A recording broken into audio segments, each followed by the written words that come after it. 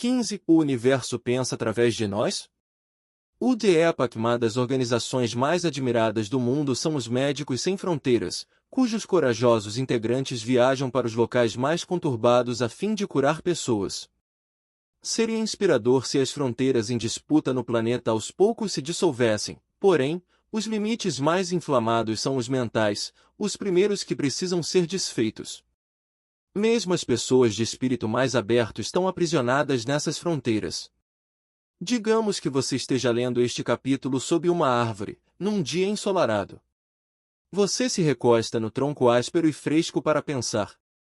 A fim de haver pensamentos, os glóbulos vermelhos precisam circular pela sua corrente sanguínea, é assim que o cérebro obtém energia para pensar. Você também precisa da luz solar, sem a qual não poderia existir vida. Precisa da árvore, pois, sem a fotossíntese, os animais que respiram oxigênio jamais teriam surgido. Isso não quer dizer que a árvore e o sol também fazem parte do seu sangue? Os limites que estabelecemos entre mente, corpo e mundo natural são convenientes, claro, e viver dentro desses limites se torna uma segunda natureza quando aprendemos a nos definir como mães, pais, filhos, esposos ou pessoas solteiras, ao voltar para casa. Mas o cosmo esqueceu de se especializar, por isso, apresenta a realidade de uma vez só, num grande e confuso pacote. Esse fato pode ser avassalador, o que em geral leva as pessoas de volta ao conforto de seus ninhos. Implica que o universo, todo o universo, não só nosso cantinho aconchegante, está funcionando através de cada um de nós. Para você inalar sua próxima inspiração, o universo inteiro teve de colaborar. Você é um rebento que cresce no cosmo, uma nova centelha de vida impulsionada por tudo que existe, como a ponta do broto verde de uma sequoia do Pacífico impelida pela floresta e, em última análise, pela terra toda. Reúna coragem para se ver dessa forma. Ponha de lado qualquer definição limitada de quem você é, e por um momento sinta-se sem fronteiras. Minha proposta é que não somente o universo físico atua através de você. Quando você ultrapassa a máscara da matéria, percebe que o universo também ama, cria e evolui através de você. Essa é uma verdade muito pessoal. Para aceitar a vida espiritual, essa verdade deve ser real para você, pois ela é a conexão com a realidade superior. A ciência vê os seres humanos como manchas isoladas no cosmo, um afloramento da mente numa criação sem mente. Mas a mente é a conexão que torna a espiritualidade real. Como age através de você, o universo envolve na mente cósmica. Como você sabe que tem uma mente? Sem fazer nenhum curso de filosofia, a maioria aceita intuitivamente a máxima de René Descartes: penso, logo existo. Mas ninguém diria o mesmo em relação a uma árvore, uma nuvem, um nêutron ou uma galáxia. As fronteiras são teimosas, as paredes são espessas. Precisamos de mais definições ilimitadas da mente, abrangendo tudo isso. Em seu intrigante livro Mindset, A Nova Ciência da Transformação Pessoal, o Dr. Daniel Siegel, pesquisador e psiquiatra da Universidade da Califórnia, Los Angeles, UCLA, nos fornece exatamente essa definição, e se deu ao trabalho de verificá-la. A princípio, ele tentou definir a mente perguntando a vários colegas, todos supostamente dotados de uma mente, mas ninguém conseguiu dar uma resposta satisfatória. Siegel estava especialmente interessado nas características da mente que não podiam estar circunscritas ao cérebro, e encontrou a capacidade de observar. A maneira como observamos o mundo é o maior de todos os mistérios. Quando se tenta afirmar que o cérebro é a mesma coisa que a mente, é preciso responder a uma simples pergunta: nenhum dos ingredientes das células cerebrais, proteínas, potássio, sódio ou água, podem observar, mas você pode. Então, como esses objetos adquirem tal capacidade? Vamos ver como um escritor explora esse mistério de forma eloquente. Sou uma câmera com obturador fechado, bastante passivo, registrando, não pensando. Registrando o homem que se barbeia na janela em frente, e a mulher de roupão que lava o cabelo. Algum dia todas essas coisas terão de ser reveladas, cuidadosamente impressas, fixadas. O cenário é a Alemanha nazista. O narrador é o personagem sem nome do fascinante conto La Deusa Berlim, de Christopher Sherwood, cujos personagens ficariam famosos no filme musical Cabaré. O narrador é o próprio Sherwood, que queria manter a verdade viva tornando-se um observador objetivo da história, enquanto Hitler mergulhava a Europa nos horrores da Segunda Guerra Mundial. Mas alguns fatos trabalham contra Sherwood. O olho não é uma câmera. O cérebro não tem imagens fotográficas em seu interior. A percepção é uma função da consciência, portanto, a mente vem primeiro, antes de qualquer aparato físico, olhos, ouvidos ou cérebro. É por isso que Sherwood diz eu sou uma câmera. Nitidamente, a lealdade básica de Leonard é em relação aos mecanismos fixos. Ele oferece atraentes ilusões de ótica para provar que algumas coisas são vistas automaticamente da mesma forma, não importa se você tenta vê-las de outra maneira. Para mim, ilusões de ótica provam exatamente o contrário. Vou dar um exemplo clássico. O que você vê na figura 5, um vaso branco no centro da imagem ou dois rostos em silhuetas pretas olhando um para o outro? As duas são possíveis, e a questão toda é que você tem condições de decidir que imagem deseja ver. Pode passar de uma para outra à vontade. Assim como todos os aspectos do cérebro de um observador, trata-se de um processo mental. Se a percepção viesse de um mecanismo físico, de uma câmera, não haveria escolhas. O cérebro tiraria um instantâneo, revelaria a imagem e faria a impressão. Na verdade, o cérebro não faz nada disso. Ele só representa a mente que vê, interpreta, seleciona os detalhes, escolhe diferentes perspectivas etc. Diante de uma ilusão de ótica, sua mente tem a capacidade de ver pelo menos dois diferentes pontos de vista. Para um segundo exemplo, olhe para o X na figura 6. Figura 5 Figura 6 Se você vir o X mais perto, ele vai estar na frente da caixa. Se vir no fundo, ele vai estar atrás da caixa. É você quem escolhe, seu cérebro não faz isso por você. As ilusões de ótica de Leonard foram selecionadas para nos obrigar a ver de maneira fixa. Mas isso acontece porque o cérebro é um órgão falível. Por exemplo, o córtex visual tem uma região específica para o reconhecimento de rostos, mas não pode fazer esse reconhecimento se os rostos estiverem de cabeça para baixo. Tente fazer isso. Pegue uma foto de uma famosa estrela de cinema e mostre a um amigo, mas de cabeça para baixo. Seu amigo não vai conseguir ver que a foto é de Elizabeth Taylor ou Robert Redford. Mas a mente sabe como superar essa falibilidade. Ela pode procurar indicações, mesmo numa foto de cabeça para baixo, por exemplo, identificando o cabelo despenteado de Bob Dylan ou o tapa-olho do Capitão Gancho. Depois disso, torna-se possível sobrepujar, ao menos parcialmente, as limitações de um órgão físico. O cérebro pode limitar a mente, claro. Se por acaso você estiver com uma violenta enxaqueca ou tiver um tumor no cérebro, talvez não consiga ver imagem alguma. Com certeza seu córtex visual não está calibrado para registrar luz ultravioleta ou infravermelha, como fazem as abelhas e as cobras. Por isso, devem-se considerar as limitações físicas. Mas elas sozinhas não fornecem provas do que a mente pode ou não fazer. Voltando a Daniel Siegel e sua busca por uma definição da mente, ele fez uma boa escolha ao se concentrar em nossa capacidade de observação, em especial na capacidade da mente observar a si mesma. É impossível imaginar um computador que consiga meditar e, sem fazer mais nada, chegar a insights e inovações, e muito menos mudar sua própria fiação. Mas nós podemos fazer tudo isso.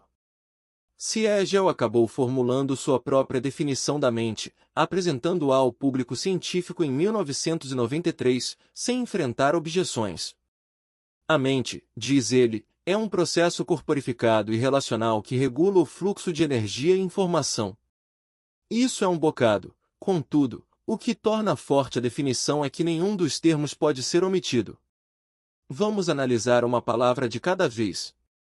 Corporificado. A mente se faz conhecer através de um órgão do corpo, o cérebro. Relacional. Nossa mente reflete o ambiente ao seu redor. Somos constantemente moldados pelas pessoas à nossa volta, respondendo a seus hábitos, discursos, gestos e expressões faciais. Processo: a mente é atividade.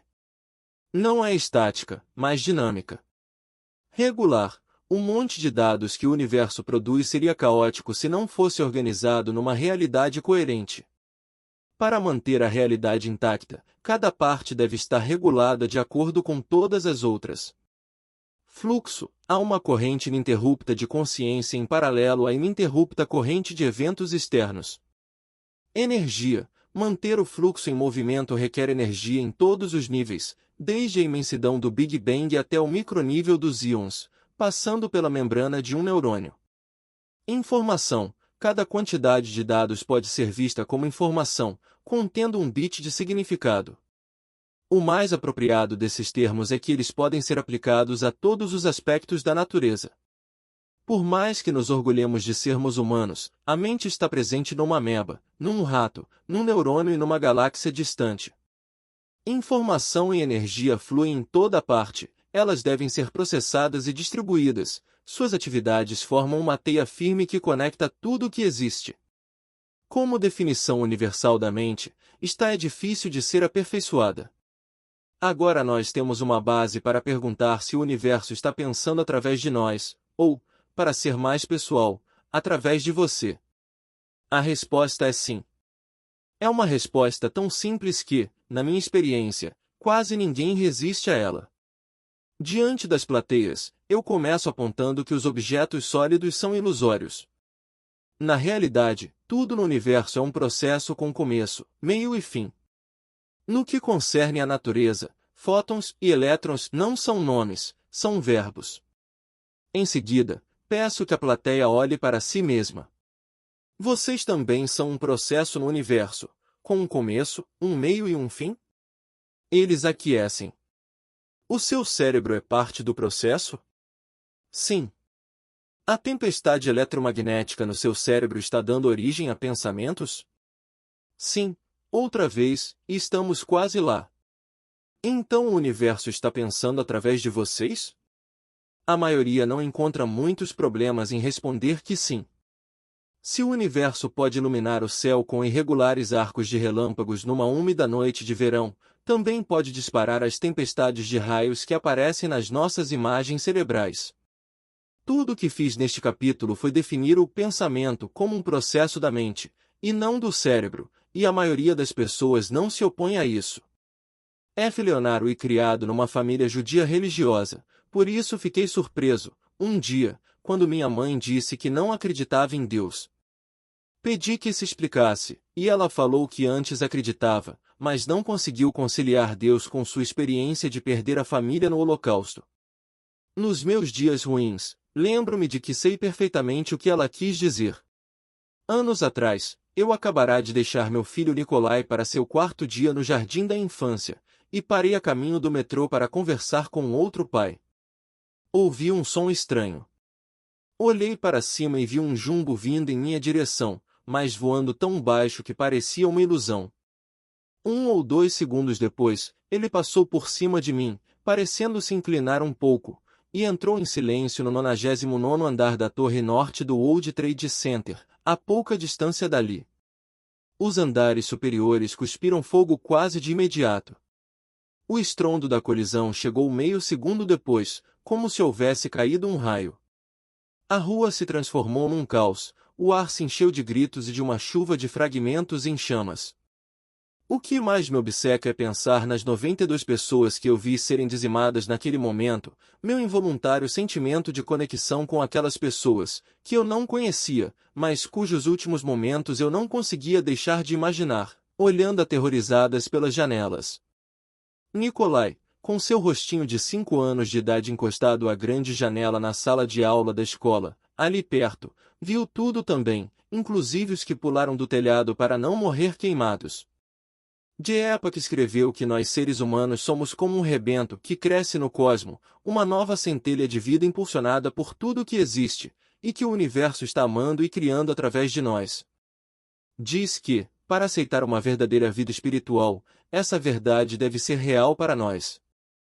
Ao assumir o ponto de vista da ciência, e ao rejeitar a versão de espiritualidade de Deepak, às vezes me vejo como calejado e barbado Humphrey Bogart mandando a linda Ingrid Bergman embora no fim do filme Casablanca. É como se eu apresentasse minha fria e calculada avaliação de que os problemas dos simples mortais, e nossos sentimentos, não chegam a ser um montinho de feijões nesse universo louco.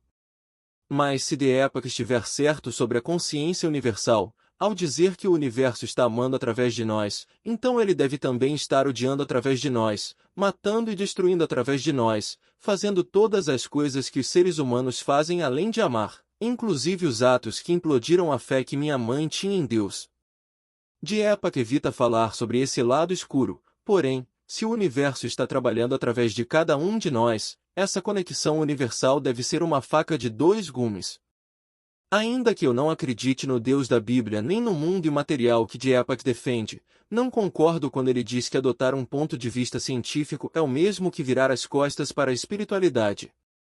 O grande físico Richard Feynman perdeu sua namorada de infância e grande amor da sua vida para a tuberculose, quando os dois tinham 20 e poucos anos, logo depois de terem se casado. Uma vez ele me disse que não se sentia revoltado com isso, pois não se pode ficar revoltado com uma bactéria. Que afirmação racional e científica, lembro-me de ter pensado. Mas depois fiquei sabendo que Feynman escreveu uma carta à esposa, mais de um ano depois da morte dela. Querida Arline, eu adoro você, querida. Faz tanto tempo desde que lhe escrevi pela última vez, quase 2 anos, mas sei que vai me desculpar porque entende como eu sou, teimoso e realista, e achei que não fazia sentido escrever. Mas agora eu sei, querida esposa, que está certo fazer o que tenho adiado, e que tanto fiz no passado. Eu quero dizer que amo você. Acho difícil entender na minha mente o que significa amar você depois de morta, mas ainda quero confortá-la e cuidar de você. E quero que me ame e cuide de mim. Richard Feynman não foi somente um dos maiores físicos da história, ele também ficou famoso entre os físicos por sua apaixonada insistência em que todas as teorias deveriam estar intimamente ligadas às observações experimentais. Feynman considerava uma sorte ter encontrado sua alma gêmea, mesmo sabendo que o que sentiam um pelo outro poderia ser reduzido a processos físicos, assim como a morte de sua amada podia ser reduzida a uma bactéria. E mesmo ciente de que ela não estava realmente ali com ele, continuou sentindo o espírito de Arline pelas décadas seguintes, até o dia em que também morreu. Não diminuiu em nada a intensidade dos sentimentos de Feynman, nem o tornou menos espiritual em sua abordagem da vida, o fato de que esse amor fosse um fenômeno mental regido pelas leis da natureza que ele estudava. Isso também não fez com que ele não soubesse o que significava o amor por Arline, nem desejar que ela o amasse depois da morte fez com que ele negasse esse amor. Feynman sabia que o empenho para entender os mistérios da natureza, da nossa mente e da nossa existência não o poria em conflito com o que sentia em seu coração. Na verdade, penetrar esses mistérios é um dos triunfos máximos entre as características que nos tornam humanos. Como diz Deepak, a ciência traça fronteiras, os cientistas acreditam que isso é feito por uma boa razão, excluir de nossa visão de mundo o que não é a verdade. Mas existe muito espaço no interior dessas fronteiras para as emoções, o significado e a espiritualidade. Uma vida científica pode coexistir com uma vida espiritual. O universo está pensando através de nós? Os cientistas são cautelosos até nas especulações. Queremos ver nossas ideias citadas em publicações como Physical Review e Nature, não na Encyclopedia of the Wrong. Como costuma acontecer quando as questões são expressas em palavras, e não em matemática precisa, a resposta científica depende da definição dos termos. No capítulo 14, descreve a teoria computacional da mente. Se pensar significa, como querem alguns, computar, então, sim, o universo está pensando, pois todos os objetos seguem leis matemáticas, e, portanto, seu comportamento incorpora os resultados da computação ditados por essas leis. O físico Seth Lloyd escreveu: o universo é um computador quântico, e nós somos parte dele. Nesse sentido, eu poderia concordar com Deepak, somos parte de uma mente universal e o universo pensa através de nós. Todavia, ao argumentar que o universo pensa através de nós, Diepak está dizendo mais que isso. Ele nos vê a todos conectados por uma consciência universal imbuída de maravilhosas características como o amor, mas também, presumivelmente, o ódio. Embutida nessa consciência, de alguma forma, está nossa mente material, que controla e se expressa por meio do nosso cérebro físico. Como prova dessa visão, ele oferece a imagem rostos-vaso, como na figura 7. Figura 7 de Diepak diz que nossa capacidade de escolher entre enxergar dois rostos em silhuetas negras ou o vaso branco é prova de que a mente não é um mecanismo físico, pois este só pode tirar um instantâneo, revelar a imagem e fazer a impressão. Ele afirma que, por outro lado, a mente não física interpreta, seleciona os detalhes, escolhe diferentes perspectivas etc. Mas Diepak está enganado quanto ao nosso grau de controle na ilusão do vaso-rostos. Você não pode escolher ver o vaso ou os rostos. Não há uma mente material que possa sobrepujar a estrutura do cérebro físico. Tente. Se você prestar bastante atenção, vai perceber que, seja qual for o objeto que focalizar, seu cérebro atropela a escolha e ativa um lapso visual, e agora você vê o outro objeto. Por exemplo, se você focar no vaso, não vai conseguir considerar indefinidamente a extensão ao redor dele como espaço morto, sem interpretá-la como dois rostos. Algumas pessoas com distúrbios de humor apresentam longos períodos de lapso, até de alguns minutos, mas todos acabam mudando o foco de atenção. Os pesquisadores não confiaram em relatos para saber disso, as mudanças foram medidas com instrumentos externos. Sua experiência visual, ao olhar uma imagem instável como essa, depende de muitos fatores, como esforço consciente, exposição prévia à imagem e seus detalhes, tais como o sombreamento, mas depende também das limitações impostas pelo seu cérebro físico. Por exemplo, os cientistas que estudaram as pessoas quando elas observavam a imagem focalizando os rostos, e não o vaso, verificaram que elas ativavam uma parte do lóbulo temporal especializado em reconhecimento facial, a região especializada mencionada por Diepak. Essa área, chamada de área fusiforme da face, depende de o rosto estar numa orientação normal, e, como disse Diepak, sua eficácia diminui muito ao olhar um rosto de cabeça para baixo, por exemplo.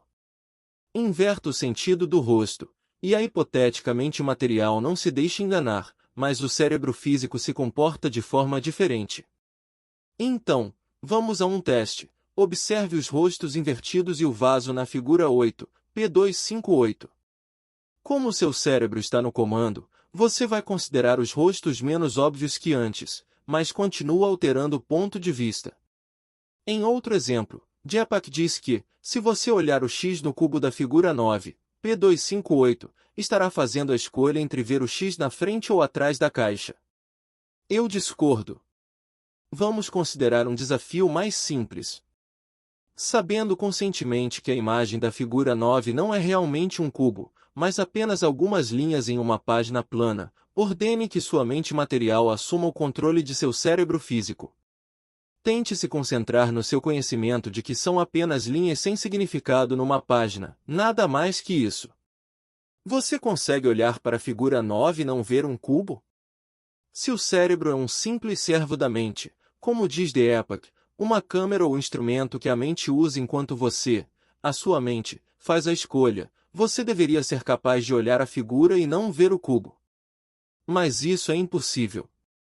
Figura 8 e figura 9 Diepak recorre a esses exemplos quando acha que eles podem apoiar sua argumentação, e os descarta quando não fazem isso, explicando que acontecem porque a mente é expressa por meio de um órgão falível. Mas é exatamente esse o problema. Os cientistas conseguiram mostrar que todos os aspectos do pensamento e do comportamento humanos já estudados são expressos através desse órgão físico falível. Para onde quer que olhemos, detectamos evidências de que a mente é um fenômeno do cérebro. Daniel Siegel, professor de psiquiatria na UCLA, cujo livro Mindset, a nova ciência da transformação pessoal Diepak tenta usar como prova do contrário, abre sua narrativa com uma história que ilustra muito bem a base física do que chamamos de mente. O caso diz respeito a uma família em que a mãe, Bárbara, antes uma presença cálida e amorosa, sofre um acidente automobilístico que danifica gravemente a parte do córtex pré-frontal responsável pela criação de empatia, insight, consciência moral e intuição. Resultado: agora ela era uma pessoa que, embora sã, racional e suficientemente funcional, não sentia emoções em relação à família. Como ela própria definiu a diferença que sentia em sua nova maneira de ser, acho que eu poderia dizer que perdi minha alma. Siegel foi chamado a trabalhar com a família, pois os filhos foram muito afetados pela mudança de comportamento da mãe. Ele mostrou para a família um mapeamento do cérebro de Bárbara e indicou onde estava a lesão, para que todos entendessem que o cérebro dela estava machucado, como definiu depois um dos filhos. Mas a outra filha, não satisfeita com a explicação, contestou: eu pensei que o amor vinha do coração. Siegel respondeu que ela estava certa, que a rede de células ao redor do coração e ao longo de todo o corpo se comunica diretamente com a parte social do nosso cérebro e envia esses sentimentos do coração para as áreas pré-frontais médias. Com essa parte do cérebro danificada, Bárbara não conseguia mais receber os sinais. Com o passar do tempo, a família começou a reagir melhor, mas Bárbara nunca se recuperou. Siegel escreveu que a lesão na parte frontal do cérebro era grave demais, e ela não mostrava sinais de recuperação relativos à maneira de se sentir mais conectada. O cérebro estava machucado, assim como a mente. Uma vez perguntaram ao famoso filósofo do século XX, Bertrand Russell, o que ele diria se morresse e fosse confrontado por Deus, exigindo saber por que Russell tinha sido ateu. A famosa resposta foi que era culpa de Deus. Não há provas suficientes, Deus. Não há provas suficientes, teria dito Russell. The Epoch retrata a insistência científica nos dados como algo frio e impessoal. Eu seria desonesto se o contestasse quando ele declara que a ciência vê os seres humanos como manchas isoladas no cosmo, um afloramento da mente numa criação sem mente. Há muita coisa na humanidade que merece ser reconhecida, mas negar que somos manchas isoladas no cosmo está mais para fugir da verdade do que para levá-la em conta. Diepak disse que é preciso coragem para nos vermos do modo como ele sugere, mas pinta um quadro cor-de-rosa, que, como na citação mencionada, gosta de contrastar com o ponto de vista da ciência. O que exige muita bravura é aceitar a realidade como nós a observamos, sem se importar se ela é uma imagem rósea ou estéril. É preciso coragem para envelhecer, ver os amigos morrerem, os aviões caírem, continuar experimentando amor e perda sem a reconfortante ilusão de um universo vivo e pensante, imbuído de uma essência divina. Ao mesmo tempo, eu prefiro mesmo uma visão mais estéril. Para mim, ainda que os seres humanos sejam manchas isoladas num afloramento acidental da mente, o importante é que temos uma mente, que sentimos emoções e somos capazes de apreciar a arte, a beleza e a alegria. Somos feitos de química e física, mas não somos apenas frutos delas. Somos mais que a soma de nossos componentes e mais que apenas seres vivos. Somos átomos e moléculas indiferentes que se reuniram para cuidar uns dos outros, para sentir amor, e infelizmente ódio, também, bem como muitas outras emoções, algumas exaltadas, outras não. Eu me sinto conectado. Sendo essa pequena mancha no vasto cosmo, sinto familiaridade com todas as outras pequenas manchas e me sinto grato por meu breve momento de existência como fenômeno físico, conectado a todos os outros fenômenos da natureza. Eu me alegro em ser somente uma pequena parte de um universo não pensante, porém maravilhoso e em constante transformação.